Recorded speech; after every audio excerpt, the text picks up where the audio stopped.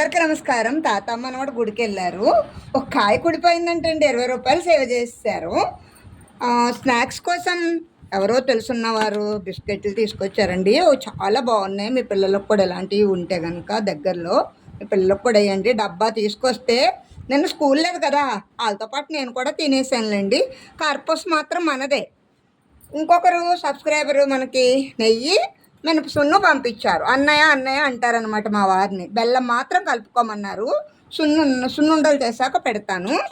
అలాగే అల్పాహారం మనకి నల్ల పొట్టుతోటి దోశలు వేశాను.